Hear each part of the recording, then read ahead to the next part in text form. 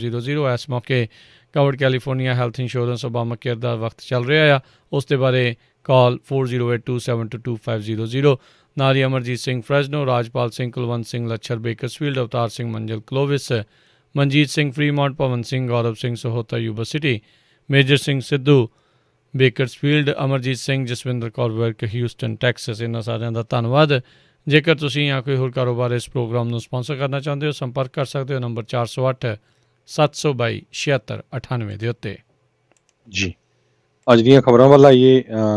ਆਪਾਂ ਅਫਗਾਨਿਸਤਾਨ ਜਾਂ ਹੋਰ ਮੁਲਕਾਂ 'ਚ ਤਾਂ ਸੁਣਦੇ ਹਾਂ, ਅੱਜ ਸਵੇਰੇ 13 ਲੋਕਾਂ ਨੂੰ ਜਿਹੜਾ ਚਾਰਜ ਕੀਤਾ ਗਿਆ ਹੈ।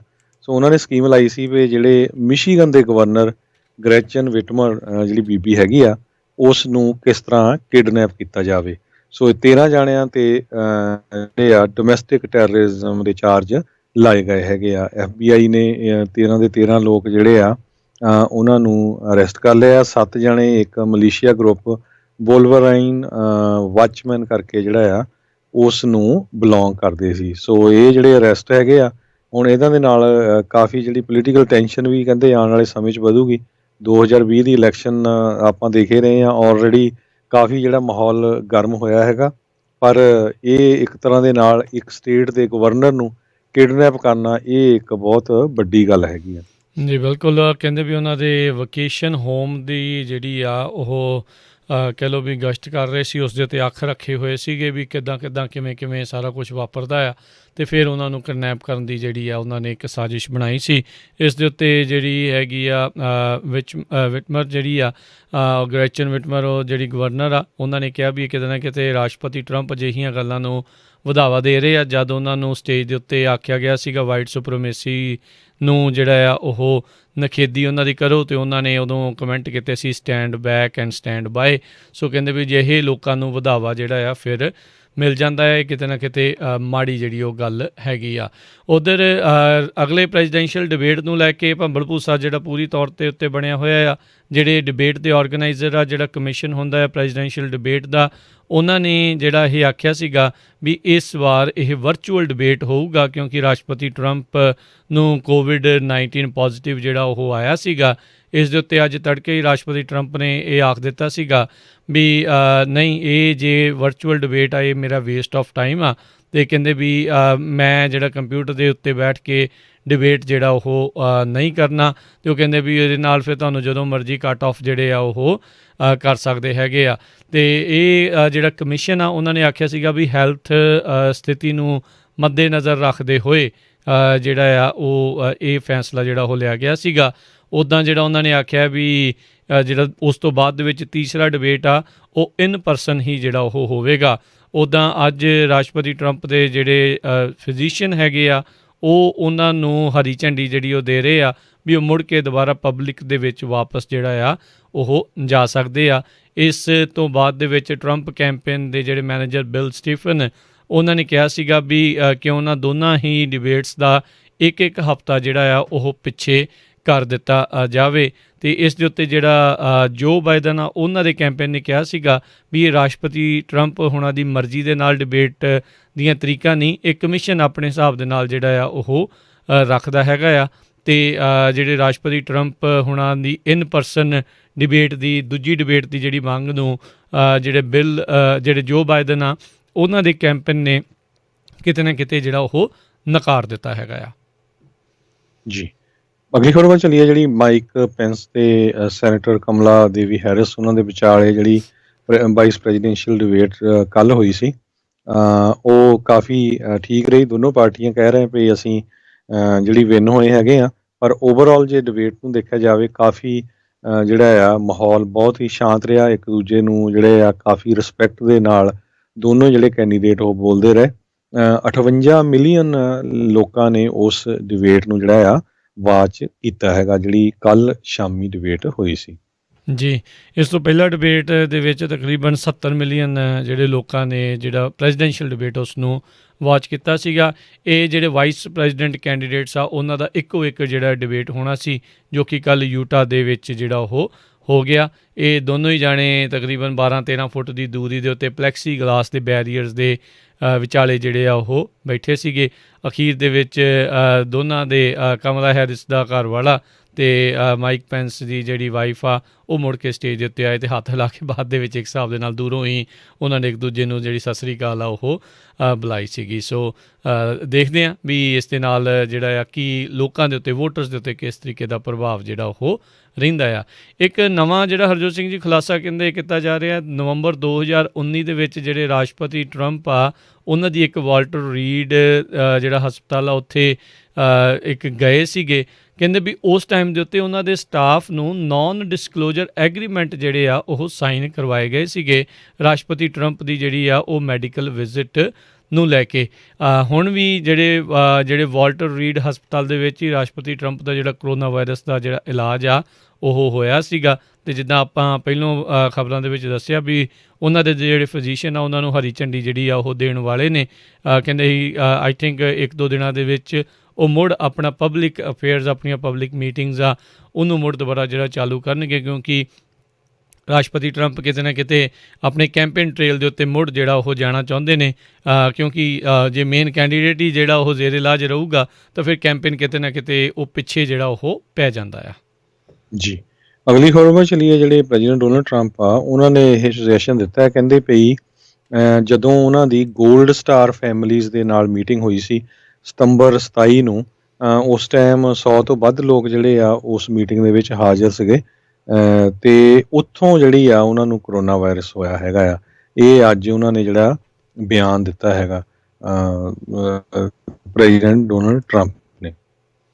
ਜੀ, ਤੇ ਅਗਲੀ ਖਬਰ ਵੱਲ ਚਲੀਏ। ਰਾਜਕਨਵੀਰ ਸਿੰਘ ਜੀ, ਗੂਗਲ ਨੂੰ ਲੈ ਕੇ ਆ ਜਿਹੜੀ ਗੂਗਲ ਕੰਪਨੀ ਆ ਇੱਕ ਬਹੁਤ ਵੱਡਾ ਸੈਨੋਜ਼ੇ ਦੇ ਵਿੱਚ ਕੈਂਪਸ ਬਣਾ ਰਹੀ ਆ।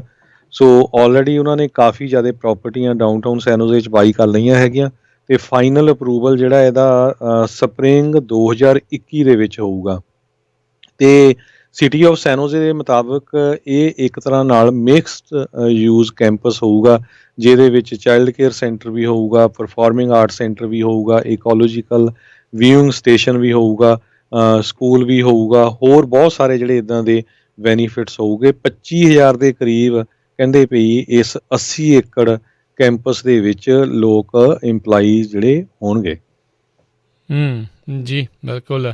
ਅਗਲੀ ਜਿਹੜੀ ਹਰਜੋਤ ਸਿੰਘ ਜੀ ਆਪਾਂ ਗੱਲਾਂ ਦੇ ਉੱਤੇ ਗੱਲ ਕਰਦੇ ਜਾਈਏ। ਸੋ ਉਹਨਾਂ ਨੇ ਇਨਫੈਕਟ ਜਿਹੜੇ ਡਾਕਟਰ ਉਹ ਕਹਿੰਦੇ ਵੀ ਆਉਂਦੇ ਸ਼ਨਿਚਰਵਾਰ ਤੋਂ ਰਾਸ਼ਟਰਪਤੀ ਟਰੰਪ ਆ ਉਹ ਪੂਰੀ ਤਰ੍ਹਾਂ ਭਲੇ ਚੰਗੇ ਜਿਹੜੇ ਉਹ ਹੋ ਜਾਣਗੇ ਅਤੇ ਉਹ ਮੁੜ ਦੁਬਾਰਾ ਜਿਹੜੇ ਆਪਣੇ ਕੰਮਕਾਰ ਆ ਉਸ ਨੂੰ ਜਿਹੜਾ ਉਹ ਸ਼ੁਰੂ ਕਰ ਸਕਣਗੇ। ਸੋ ਹੁਣ ਜਿਹੜੇ ਆ ਇਲੈਕਸ਼ਨ ਨੂੰ ਲੈ ਕੇ ਕਾਫੀ ਜਿਹੜਾ ਉਹ ਰੌਲਾ ਰੱਪਾ ਆਪਾਂ ਸਾਰੇ ਜਾਣੇ ਦੇਖਦੇ ਹਾਂ ਵੀ ਕਿਸ ਤਰੀਕੇ ਦੇ ਨਾਲ ਹੋਊਗਾ। ਉੱਦਾਂ ਇਹ ਜਿਹੜੇ ਹਰਜੋਤ ਸਿੰਘ ਜੀ ਦੇਖਿਆ ਜਾ ਰਿਹਾ ਇਸ ਵਾਰ ਰਿਕਾਰਡ ਤੋੜ ਵੋਟਰ ਜਿਹੜਾ ਟਰਨ ਆਊਟ ਆ ਉਹ ਕਹਿੰਦੇ ਹੋ ਸਕਦਾ ਆ।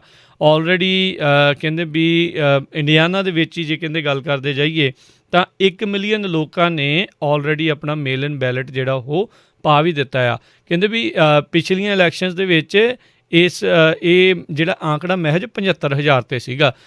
ਸੋ ਇਹ ਬਹੁਤ ਵੱਡਾ ਜਿਹੜੀ ਇੱਕ ਸ਼ਾਲ ਜਿਹੜੀ ਕਿਤੇ ਨਾ ਕਿਤੇ ਜਿਹੜੀ ਉਹ ਦੇਖੀ ਜਾ ਰਹੀ ਆ। ਸੋ ਜੇ ਇੱਕ ਸੂਬੇ ਦੇ ਵਿੱਚ ਇੱਦਾਂ ਹੈ ਸੋ ਬਾਕੀ ਵੀ ਬਹੁਤ ਸਾਰੇ ਸੂਬਿਆਂ ਦੇ ਵਿੱਚ ਇੱਦਾਂ ਦੇ ਹੀ ਹਾਲਾਤ ਜਿਹੜੇ ਉਹ ਬਣਨ ਵਾਲੇ ਨੇ। ਜਿਹੜੀਆਂ ਕੀ ਸਟੇਟਸ ਆ ਤਾਂ ਹੀ ਉੱਥੇ ਬਹੁਤ ਜ਼ਿਆਦਾ ਜਿਹੜਾ ਜ਼ੋਰ ਆ ਉਹ ਲੱਗਾ ਹੋਇਆ ਆ।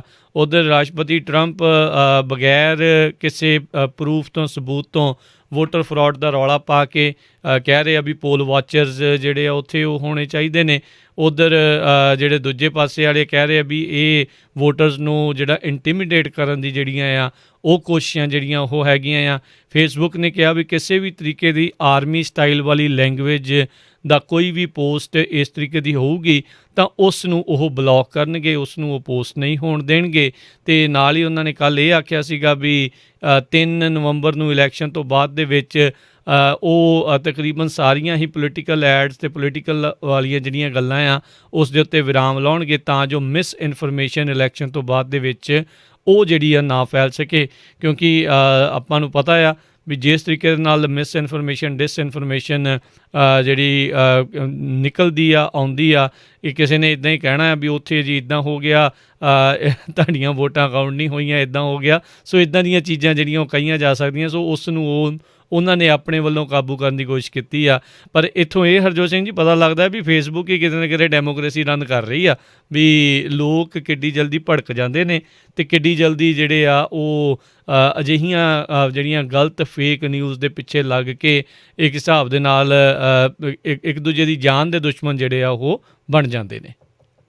ਜੀ, ਅਗਲੀ ਖਬਰ ਜਿਹੜੀ ਇਕੋਨਮੀ ਨੂੰ ਲੈ ਕੇ ਆ, ਜਿਹੜੇ ਜੋਬਲੈਸ ਕਲੇਮ ਆ ਉਹ ਮਾੜੇ ਆਏ ਹੈਗੇ ਆ ਇਸ ਹਫਤੇ ਦੀ। ਜੇ ਰਿਪੋਰਟ ਨੂੰ ਚੈੱਕ ਕਰਦੇ ਜਾਈਏ, ਅਨਪਲਾਇਮੈਂਟ ਬੈਨੀਫਿਟਸ ਲੋਕਾਂ ਨੇ 8,40,000 ਨੇ ਪਿਛਲੇ ਹਫਤੇ ਫਾਈਲ ਕੀਤਾ, ਜਿਹੜਾ ਕਿ ਵਾਲ ਸਟਰੀਟ ਜਰਨਲ ਐਸਟੀਮੇਟ ਕਰ ਰਿਹਾ ਸੀ 8,25,000 ਹੋਊਗਾ। ਅਤੇ ਜਿਹੜੇ ਕਲੇਮਸ ਆ ਉਹ 8 ਲੱਖ ਹਰ ਵੀਕ ਰਹਿ ਰਹੇ ਆ ਪਿਛਲੇ ਮਾਰਚ ਤੋਂ ਲੈ ਕੇ। ਜੇ ਦੇਖਿਆ ਜਾਵੇ ਹਜੇ ਤੱਕ ਵੀ 25.5 ਮਿਲੀਅਨ ਵਰਕਰਸ ਜਿਹੜੇ ਆ ਉਹ ਕਿਸੇ ਨਾ ਕਿਸੇ ਤਰ੍ਹਾਂ ਦਾ ਜਿਹੜਾ ਬੈਨੀਫਿਟ ਆ ਉਹ ਕਲੈਕਟ ਕਰ ਰਹੇ ਹੈਗੇ ਆ, ਜਿਹਦੇ ਵਿੱਚੋਂ ਹਾਫ ਦੇ ਕਰੀਬ ਕਹਿੰਦੇ ਸਪੈਸ਼ਲ ਬੈਨੀਫਿਟ ਜਿਹੜਾ ਪੈਂਡੈਮਿਕ ਦੇ ਨਾਲ ਸੈਟਅਪ ਕੀਤਾ ਗਿਆ ਸੀ ਉਹਦੇ ਅੰਡਰ ਕਰ ਰਹੇ ਹੈਗੇ ਆ। ਸੋ ਇਕੋਨਮੀ ਲੱਗਦਾ ਨਹੀਂ ਇੰਨੀ ਸਟਰੋਂਗ ਹੈਗੀ ਆ। ਆਉਣ ਵਾਲੇ ਦਿਨਾਂ 'ਚ ਜਿਸ ਹਿਸਾਬ ਨਾਲ ਕੋਈ ਸਪੈਕਟ 'ਤੇ ਕੋਈ ਗੱਲਬਾਤ ਨਹੀਂ ਹੋਈ ਹੈਗੀ, ਇਹਦਾ ਅਸਰ ਬਹੁਤ ਹੋਊਗਾ, ਕਿਉਂਕਿ ਈਵਨ ਦੋ ਇਲੈਕਸ਼ਨ ਨਵੰਬਰ 3 ਨੂੰ ਹੋ ਜਾਣੀ ਆ, ਰਿਜ਼ਲਟ ਮੇ ਵੀ ਪਤਾ ਨਹੀਂ ਕਿੰਨਾ ਟਾਈਮ ਲੱਗੇ ਆਉਂਦਿਆਂ ਨੂੰ। ਅਤੇ ਜਦੋਂ ਨਵਾਂ ਜਿਹੜਾ ਪ੍ਰੈਜ਼ੀਡੈਂਟ ਆ ਉਹਨਾਂ ਨੇ ਸਹੁੰ ਚੁੱਕਣੀ ਆ, ਦੋਨਾਂ 'ਚੋਂ ਚਾਹੇ ਪ੍ਰੈਜ਼ੀਡੈਂਟ ਟਰੰਪ ਨੇ ਜਾਂ ਜੋ ਬਾਈਡਨ ਨੇ, ਉਹ ਜਨਵਰੀ 'ਚ ਜਾ ਕੇ ਹੋਣੀ, ਜਨਵਰੀ ਐਂਡ ਤਦ ਤੱਕ ਮੈਨੂੰ ਲੱਗਦਾ ਵੀ ਲੋਕਾਂ ਦਾ ਕਈਆਂ ਦਾ ਜਿਹੜਾ ਆ ਇਕੋਨਮੀ 'ਚ ਜੋਬਸ ਦਾ ਜਾਂ ਹੋਰ ਉਹ ਬੁਰਾ ਹਾਲ ਹੋਊਗਾ। ਜੀ ਬਿਲਕੁਲ, ਹਾਲਾਤ ਕੋਈ ਬਹੁਤੇ ਚੰਗੇ ਨਹੀਂ। ਅੱਜ ਖਬਰ ਆ ਰਹੀ ਸੀ ਵੀ ਵੈਲਸ ਫਾਰਗੋ ਨੇ ਆਪਣੇ ਡਾਲਰਾਂ ਦੀ ਬੱਚਤ ਦੇ ਲਈ, ਰਾਸ਼ੀ ਨੂੰ ਬਚਾਉਣ ਦੇ ਲਈ ਜਿਹੜੀ ਆ ਉਹ ਲੋਕਾਂ ਨੂੰ ਲੇ ਆਫ ਕਰਨਾ ਜਿਹੜਾ ਹੋਰ ਸ਼ੁਰੂ ਕਰ ਦਿੱਤਾ ਆ। ਇਹ ਇੱਕ ਕੰਪਨੀ ਨਹੀਂ, ਹੋਰ ਵੀ ਬਹੁਤ ਸਾਰੀਆਂ ਕੰਪਨੀਆਂ ਜਿਹੜੀਆਂ ਆ ਕਈ ਬੈਂਕਰਪਸੀ ਫਾਈਲ ਕਰ ਰਹੀਆਂ ਨੇ, ਅਤੇ ਜਾਂ ਕਈ ਥਾਵਾਂ ਦੇ ਉੱਤੇ ਪਿੰਕ ਸਲਿੱਪ ਲੇ ਆਫ ਦਾ ਸੀਜ਼ਨ ਜਿਹੜਾ ਆ ਉਹ ਆ ਰਿਹਾ ਆ। ਸੋ ਇਹ 2008 ਦੇ ਰਿਸੈਸ਼ਨ ਤੋਂ ਪਹਿਲੇ ਵਰਗੀ ਜਿਹੜੀ ਦਸਤਕ ਆ ਉੱਦਾਂ ਦੀ ਆ ਰਹੀ ਆ। ਪਹਿਲੋਂ ਠੀਕ ਆ ਸਾਰਾ ਕੁਛ, ਪਰ ਉਸ ਤੋਂ ਬਾਅਦ ਦੇ ਵਿੱਚ ਸਭ ਨੂੰ ਹੀ ਪਤਾ ਆ ਵੀ ਇਕੋਨਮੀ ਦਾ ਬਹੁਤ ਬੁਰਾ ਹਾਲ ਜਿਹੜਾ ਆ ਉਹ ਰਿਹਾ ਸੀਗਾ। ਸੋ ਆਪਾਂ ਉਮੀਦ ਹੀ ਕਰਦੇ ਹਾਂ ਵੀ ਥੋੜ੍ਹਾ ਪੋਜ਼ੀਟਿਵ ਰਹੇ, ਪਰ ਕਿਉਂਕਿ ਇਹ ਆ ਨਾ ਹਰਜੋਤ ਸਿੰਘ ਜੀ, ਹੁਣ ਕਾਂਗਰਸ ਦੋਨੋਂ ਹੀ ਜਿਹੜੀਆਂ ਪਾਰਟੀਆਂ ਆ ਉਹ ਕਿਸੇ ਸਾਂਝੇ ਮੰਚ ਦੇ ਉੱਤੇ ਇਕੱਠੀਆਂ ਨਹੀਂ ਹੋਈਆਂ। ਦੋਨਾਂ ਨੇ ਆਪੋ ਆਪਣੀ ਜਿਹੜੀ ਗੱਲ ਉਹ ਕੀਤੀ ਆ, ਕਹਿੰਦੇ ਵੀ ਇੱਦਾਂ ਕਰੋ, ਉਹ ਕਹਿੰਦੇ ਵੀ ਆਹ ਵੀ ਹੋਣਾ ਚਾਹੀਦਾ, ਉਹ ਵੀ ਹੋਣਾ ਚਾਹੀਦਾ। ਨਾ ਡੈਮੋਕ੍ਰੇਟ ਮੰਨੇ ਨਾ ਰਿਪਬਲਿਕਨ ਮੰਨੇ। ਸੋ ਕੋਈ ਵੀ ਕਾਂਗਰਸ ਦੇ ਦੁਆਰਾ ਇਕਨੋਮਿਕ ਰਿਲੀਫ ਬਿੱਲ ਜਿਹੜਾ ਕਰੋਨਾ ਵਾਇਰਸ ਦੇ ਇੰਪੈਕਟ ਨੂੰ ਨਜਿੱਠਣ ਲਈ ਆ ਉਹ ਹੁਣ ਪਾਸ ਨਹੀਂ ਹੋਇਆ ਇਸ ਵਾਰ। ਸੋ ਉਹ ਉਸ ਦੇ ਉੱਤੇ ਹੁਣ ਦੇਖਣ ਵਾਲੀ ਗੱਲ ਰਹੂਗੀ ਕੀ ਹੋਊਗੀ। ਪਰ ਫਿਰ ਵੀ ਇੱਦਾਂ ਚਾਹੀਦਾ ਤਾਂ ਹੈਗਾ ਇਹਨਾਂ ਨੂੰ ਵੀ ਕਿਤੇ ਨਾ ਕਿਤੇ ਆਮ ਲੋਕਾਂ ਨੂੰ ਦੇਖਦੇ ਹੋਏ, ਬਿਜ਼ਨਸ ਦੇ ਬਾਰੇ ਸੋਚਦੇ ਹੋਏ, ਕੁਛ ਚੁਣਿੰਦਾ ਪੁਆਇੰਟਾਂ ਦੇ ਉੱਤੇ ਹੀ ਜਿਹੜਾ ਕੋਈ ਨਾ ਕੋਈ ਬਿੱਲ ਜਿਹੜਾ ਉਹ ਪਾਸ ਕਰ ਦਿੱਤਾ ਜਾਵੇ। ਪਰ ਜਿਹੜੇ ਹਰ ਇੱਕ ਜਣਾ ਆਪੋ ਆਪਣੀ ਜਿਹੜੀ ਉਹ ਮਨਾਉਣ ਦੇ ਵਿੱਚ ਲੱਗੇ ਹੋਏ ਨੇ, ਅਤੇ ਆਮ ਲੋਕ ਜਿਹੜੇ ਉਹ ਕਿਤੇ ਨਾ ਕਿਤੇ ਇਸ ਦੇ ਵਿੱਚ ਪਿਸਣਗੇ। ਜਿਨ੍ਹਾਂ ਕੰਪਨੀਆਂ ਦੇ PPP ਪਲਾਨ ਦੇ ਤਹਿਤ ਡਾਲਰ ਮਿਲੇ ਸੀ, ਆਈਦਰ ਮੁੱਕ ਗਏ ਨੇ ਜਾਂ ਮੁੱਕਣ ਵਾਲੇ ਨੇ। ਸੋ ਉਹਨਾਂ ਨੇ ਇਨ ਦੀ ਐਂਡ ਜਿਹੜੀਆਂ ਲੇ ਆਫਸ ਕਰਨੀਆਂ ਜਿਹੜੀਆਂ ਸ਼ੁਰੂ ਕਰਨੀਆਂ ਆ, ਅਤੇ ਉਹ ਜਿਹੜੇ ਲੋਕ ਅਨਇੰਪਲੋਇਡ ਹੋਣੇ ਆ ਉਹਨਾਂ ਦੇ ਲਈ ਆਉਣ ਵਾਲੇ ਜਿਹੜੇ ਕਾਫੀ ਵੱਡਾ ਜਿਹੜਾ ਖਤਰਾ ਆ ਉਹ ਬਣਿਆ ਪਿਆ ਆ। ਸੋ ਇਕੋਨਮੀ ਦੇ ਉੱਤੇ ਕਾਫੀ ਸਪਾਈਰਲ ਇਫੈਕਟ ਪੁੱਠਾ ਜਿਹੜਾ ਥੱਲੇ ਵੱਲ ਨੂੰ ਜਿਹੜਾ ਉਹ ਪੈ ਸਕਦਾ ਹੈਗਾ ਆ। ਜੀ ਬਿਲਕੁਲ, ਜਿਹੜੀ ਯੂਐਸ ਦੇ ਸਿਰ 'ਤੇ ਕਰਜ਼ਾ ਆ, ਜਿਹੜੀ ਡੈਪਟ ਆ, ਉਹ ਕਹਿੰਦੇ ਪਈ ਬਹੁਤ ਹੀ ਵੱਡੀ ਆ ਯੂਐਸ ਦੀ ਇਕੋਨਮੀ 'ਚ ਜੇ ਪਿਛਲੇ ਸਾਲਾਂ ਦੇ ਦੌਰਾਨ ਦੇਖੀ ਜਾਵੇ। ਸੋ ਇਹਦਾ ਇੱਕ ਮੇਨ ਕਾਰਨ ਜਿਸ ਤਰ੍ਹਾਂ ਤੁਸੀਂ ਦੱਸਿਆ ਹੀ ਆ, ਜਿਹੜਾ ਵਾਸ਼ਿੰਗਟਨ ਆ ਡਿਸਫੰਕਸ਼ਨਲ ਆ। ਚਾਹੇ ਉਹ ਦੋਨੋਂ ਹੀ ਪਾਰਟੀਆਂ ਕੋਈ ਕੰਮ ਕਰਕੇ ਰਾਜੀ ਨਹੀਂ ਹੈ, ਆਪਣੇ ਇੰਟਰਸਟ ਉਹਨਾਂ ਦੇ ਬਣੇ ਹੋਏ ਆ। ਵਾਈਟ ਹਾਊਸ ਵੀ ਪੂਰੀ ਤਰ੍ਹਾਂ ਮੈਸਅਪ ਹੋਇਆ ਇਸ ਵੇਲੇ। ਸੋ ਕੋਈ ਵੀ ਜਿਹੜਾ ਆ ਪੋਜ਼ੀਟਿਵ ਗੱਲ ਨਹੀਂ ਹੋ ਰਹੀ। ਸੋ ਲੱਗਦਾ ਆ ਵੀ ਆਉਣ ਵਾਲੇ ਦਿਨਾਂ 'ਚ ਇਹਦਾ ਅਸਰ ਆ ਉਹ ਲੋਕਾਂ ਦੇ ਕਾਫੀ ਪਏਗਾ। ਜੀ, ਫੈਡਰਲ ਰਿਜ਼ਰਵ ਦੇ ਚੇਅਰਮੈਨ ਜਰੋਮ ਪਾਵਲ ਉਹਨਾਂ ਨੇ ਵੀ ਜਿਹੜਾ ਉਹ ਦੱਸਿਆ ਸੀਗਾ ਵੀ ਇਹ ਹਾਲਾਤ ਜਿਹੜੇ ਬਹੁਤੇ ਚੰਗੇ ਨਹੀਂ ਆ, ਵੀ ਜੇ ਕਾਂਗਰਸ ਇਸ ਦੇ ਵਿੱਚ ਇੰਟਰਵੀਨ ਨਹੀਂ ਕਰਦੀ ਤਾਂ ਆਪਣੀ ਇਕੋਨਮੀ ਦੇ ਵਿੱਚ ਹਾਲਾਤ ਜਿਹੜੇ ਉਹ ਮਾੜੇ ਹੋ ਸਕਦੇ ਆ। ਉਹਨਾਂ ਨੇ ਅੱਜ ਵੀ ਜਿਹੜੀ ਗੱਲਬਾਤ ਕਰਦੇ ਹੋਏ ਆਖਿਆ ਵੀ ਜਿਹੜਾ US ਦਾ ਫੈਡਰਲ ਬਜਟ ਆ ਉਹ ਅਨਸਸਟੇਨੇਬਲ ਪਾਥ ਦੇ ਉੱਤੇ ਆ, ਵੀ ਇਹ ਬਜਟ ਜਿਹੜਾ ਆ ਉਹ ਇੱਕ ਹਿਸਾਬ ਦੇ ਨਾਲ ਭਾਰ ਝੱਲਿਆ ਨਹੀਂ ਜਾਣਾ। ਇਹ ਹਾਲਾਤ ਜਿਹੜੇ ਉਹ ਮਾੜੇ ਨੇ ਡਿਸਫੰਕਸ਼ਨਲ, ਜਿੱਦਾਂ ਤੁਸੀਂ ਦੱਸਿਆ ਆ ਵੀ ਹਾਲਾਤ ਜਿਹੜੇ ਬਹੁਤੇ ਚੰਗੇ ਨਹੀਂ ਹੈਗੇ। ਇਸ ਟਾਈਮ ਡੈਟ ਜਿਹੜਾ US ਦਾ ਉਹ US ਦੀ ਇਕੋਨਮੀ ਦੇ ਨਾਲੋਂ ਵੱਧ ਜਿਹੜਾ ਉਹ ਹੋਣ ਜਾ ਰਿਹਾ ਹੈਗਾ ਆ। ਸੋ ਟ੍ਰਿਲੀਅਨਸ ਆਫ ਡਾਲਰ ਦਾ ਜਿਹੜਾ ਡੈਟ ਆ ਲਗਾਤਾਰ ਐਵਰੀ ਡੇ ਜਿਹੜਾ ਆ ਉਸ ਦੇ ਵਿੱਚ ਐਡੀਸ਼ਨ ਜਿਹੜੀ ਆ ਉਹ ਹੁੰਦੀ ਜਾ ਰਹੀ ਹੈਗੀ ਆ, ਅਤੇ ਅਜੇ ਹਾਲ ਦੀ ਘੜੀ ਆਉਂਦੇ ਕੁਛ ਸਮੇਂ ਦੇ ਵਿੱਚ ਨਜ਼ਦੀਕੀ ਭਵਿੱਖ ਦੇ ਵਿੱਚ ਇਹ ਖਤਮ ਹੁੰਦੀ ਜਿਹੜੀ ਉਹ ਨਹੀਂ ਨਜ਼ਰ ਆ ਰਹੀ। ਇਹ ਕਹਿੰਦੇ ਵੀ 1946 ਦੇ ਵਿੱਚ ਹਰਜੋਤ ਸਿੰਘ ਜੀ ਅਖੀਰਲੀ ਵਾਰ ਅਮਰੀਕਾ ਦਾ ਜਿਹੜਾ ਡੈਟ ਹੈ US ਦੀ ਇਕੋਨਮੀ ਦੇ ਨਾਲੋਂ ਵਧਿਆ ਸੀਗਾ। ਉਸ ਟਾਈਮ ਦੇ ਉੱਤੇ US ਦਾ ਫੈਡਰਲ ਡੈਟ GDP ਦੇ ਨਾਲੋਂ 106.1% ਸੀਗਾ। ਸੋ ਇਸ ਵਾਰ ਵੀ ਉੱਧਰ ਨੂੰ ਹੀ ਜਿਹੜੇ ਕਦਮ ਆ ਉਹ ਵੱਧ ਰਹੇ ਆ। ਅਤੇ ਆਈ ਡੋਂਟ ਨੋ, ਪਰ ਜਿਹੜਾ ਹਰਜੋਤ ਸਿੰਘ ਜੀ ਸਟਾਕ ਮਾਰਕੀਟ ਦੇ ਉੱਤੇ ਲੱਗਦਾ ਨਹੀਂ ਵੀ ਇਹਨਾਂ ਨੂੰ ਕਿਸੇ ਚੀਜ਼ ਦਾ ਕੋਈ ਅਸਰ ਜਿਹੜਾ ਉਹ ਹੈਗਾ ਆ। ਅੱਜ ਵੀ ਸਟਾਕ ਮਾਰਕੀਟ ਜਿਹੜੀ ਕਿਤੇ ਨਾ ਕਿਤੇ ਤਾਂ ਨੂੰ ਜਿਹੜੀ ਗਈ ਹੈ। ਇਹ ਨਾ ਹੋਵੇ ਵੀ ਜਦੋਂ ਪਟਾਕਾ ਪੈਣਾ ਅਤੇ ਫੂਕ ਅਤੇ ਕੀ ਅਤੇ ਸਭ ਕੁਛ ਹੀ ਜਿਹੜਾ ਨਾਲ ਦੇ ਨਾਲ ਹੀ ਨਿਕਲ ਜਾਵੇ। ਜੀ, ਅਗਲੀ ਖਬਰ ਜਿਹੜੀ ਜਕਾਰਤਾ ਤੋਂ ਆ ਰਹੀ ਹੈ, ਜਿੱਥੇ ਕਿ ਹਜ਼ਾਰਾਂ ਦੀ ਗਿਣਤੀ ਦੇ ਵਿੱਚ ਲੋਕ ਸੜਕਾਂ ਤੇ ਉਤਰ ਆਏ ਆ। ਉੱਥੇ ਇੱਕ ਨਵਾਂ ਲਾ ਜਿਹੜਾ ਲੇਬਰ ਲਾ ਪਾਸ ਕੀਤਾ ਗਿਆ ਆ, ਉਹਦੇ ਵਿਰੋਧ 'ਚ ਆਏ ਆ। ਆਪਾਂ ਦੇਖਦੇ ਹਾਂ ਹਿੰਦੁਸਤਾਨ ਦੇ ਵਿੱਚ ਕਿਸ ਤਰ੍ਹਾਂ ਜਿਹੜਾ ਕਿਸਾਨਾਂ ਨਾਲ ਵੀ ਧੱਕਾ ਹੋ ਰਿਹਾ, ਪਰ ਜਕਾਰਤਾ ਵਾਲਾ ਜਿਹੜਾ ਹੈਗਾ ਪ੍ਰੋਟੈਸਟ ਆ ਉਹ ਕਾਫੀ ਵਾਇਲੈਂਟ ਹੋ ਗਿਆ। ਉਹਨਾਂ ਨੇ ਕਈ ਜਗ੍ਹਾ ਦੇ ਉੱਤੇ ਅੱਗਾਂ ਵੀ ਲਾਈਆਂ, ਸਟੋਨ ਵੀ, ਪੱਥਰ ਵੀ ਸਿੱਟੇ ਹੈਗੇ ਆ। 60 ਦੇ ਕਰੀਬ ਜਿਹੜੇ ਡੈਮੋਨਸਟ੍ਰੇਟਰ ਹੈਗੇ ਆ, ਉਹਨਾਂ ਨੂੰ ਜਿਹੜਾ ਪੁਲਿਸ ਵਾਲਿਆਂ ਨੇ ਅਰੈਸਟ ਕੀਤਾ। 6 ਦੇ ਕਰੀਬ ਜਿਹੜੇ ਪੁਲਿਸ ਵਾਲੇ ਫੱਟੜ ਹੋਏ ਆ। ਹਜ਼ਾਰਾਂ ਨਹੀਂ, ਕਹਿੰਦੇ ਲੱਖਾਂ ਦੀ ਗਿਣਤੀ ਦੇ ਵਿੱਚ ਲੋਕ ਆ ਉੱਥੇ ਸੜਕਾਂ ਦੇ ਉੱਤੇ ਉਤਰ ਆਏ ਹੈਗੇ। ਇਹਦੇ ਜਿਹੜੀਆਂ ਵਰਕਰਸ ਆ ਉਹਨਾਂ ਦੀਆਂ ਕੰਡੀਸ਼ਨਸ ਨੂੰ ਜਿਹੜੀਆਂ ਸੇਫਟੀ ਦੀਆਂ ਉਹ ਰਿਮੂਵ ਕੀਤੀਆਂ ਗਈਆਂ। ਐਨਵਾਇਰਮੈਂਟਲ ਲਾਜ਼ ਨੂੰ ਪ੍ਰੋਟੈਕਸ਼ਨ ਜਿਹੜਾ ਉਹ ਵੀ ਕੱਢਿਆ ਗਿਆ ਹੈਗਾ ਬਹੁਤ। ਸੋ ਇੱਕ ਤਰ੍ਹਾਂ ਨਾਲ ਧੱਕਾ ਹੀ ਜਿਹੜਾ ਉੱਥੇ ਕੀਤਾ ਗਿਆ ਹੈ। ਜੀ, ਸਮਾਂ ਆਪਣੇ ਦੇ ਪ੍ਰੋਗਰਾਮ ਦਾ ਸਮਾਪਤ ਜਾਣ ਤੋਂ ਪਹਿਲਾਂ ਸਟਾਕ ਮਾਰਕੀਟਸ ਦੇ ਆંકੜਿਆਂ ਦੇ ਉੱਤੇ ਨਜ਼ਰ ਮਾਰਦੇ ਜਾਈਏ। ਡਾਓ ਜੋਨਸ ਦੇ ਵਿੱਚ 0.5% ਦਾ ਵਾਧਾ ਤਕਰੀਬਨ ਦੇਖਿਆ ਗਿਆ। 122 ਪੁਆਇੰਟਾਂ ਦੇ ਇਜ਼ਾਫੇ ਤੋਂ ਬਾਅਦ 'ਚ 28,425 ਦੇ ਉੱਤੇ ਕਲੋਜ਼ ਹੋਇਆ। ਨੈਸਡੈਕ ਦੇ ਵਿੱਚ 0.5% ਵਧਿਆ, 56 ਪੁਆਇੰਟਾਂ ਦਾ ਵਾਧਾ ਹੋਇਆ। 11,421 ਦੇ ਉੱਤੇ ਇਹ ਕਲੋਜ਼ ਹੋਇਆ। S&P 'ਚ 27 ਪੁਆਇੰਟ ਵਧੇ, 3446 ਦੇ ਉੱਤੇ ਇਹ ਕਲੋਜ਼ ਹੋਇਆ। ਸੋਨੇ ਦੀ ਕੀਮਤ $1,903 ਪ੍ਰਤੀ ਆਊਂਸ ਰਹੀ। ਜੀ, ਇਸੇ ਤਰ੍ਹਾਂ ਜੇ US ਡਾਲਰ ਦੀ ਕੀਮਤ ਕੈਨੇਡਾ ਦੇ ਡਾਲਰ ਦੇ ਮੁਤਾਬਕ ਦੇਖੀ ਜਾਵੇ ਤਾਂ ਉਹ $1 34 ਸੈਂਟ ਦੇ ਕਰੀਬ ਰਹੀ ਹੈਗੀ ਆ। ਅਤੇ ਜੇ ਰੁਪਈਏ ਦੀ ਗੱਲ ਦੇਖੀ ਜਾਵੇ, $1 ਦੇ ਬਰਾਬਰ ਰੁਪਈਏ ਦੀ ਕੀਮਤ 73 ਰੁਪਏ 30 ਪੈਸੇ ਰਹੀ ਹੈਗੀ ਆ। ਜੀ, ਅਤੇ ਹੁਣ ਆਪਾਂ ਇਜਾਜ਼ਤ ਲੈਂਦੇ ਹਾਂ। ਮੇਰੇ ਰਾਜਕਰਮਵੀਰ ਸਿੰਘ ਵੱਲੋਂ ਅਤੇ ਮੇਰੇ ਹਰਜੋਤ ਸਿੰਘ ਵੱਲੋਂ ਤੁਹਾਨੂੰ ਸਾਰਿਆਂ ਨੂੰ ਹੀ ਪਿਆਰ ਸਤਿਕਾਰ ਸਹਿਤ ਨਿੱਘੀ ਜਿਹੀ ਸਤਿ ਸ੍ਰੀ ਅਕਾਲ। ਜਿਉਂਦੇ ਵਾਸਤੇ ਰਹੋ, ਹੱਸਦੇ ਖੇਡਦੇ ਰਹੋ ਅਤੇ ਸੁਣਦੇ ਰਹੋ ਜੀ ਪੰਜਾਬੀ ਰੇਡੀਓ US।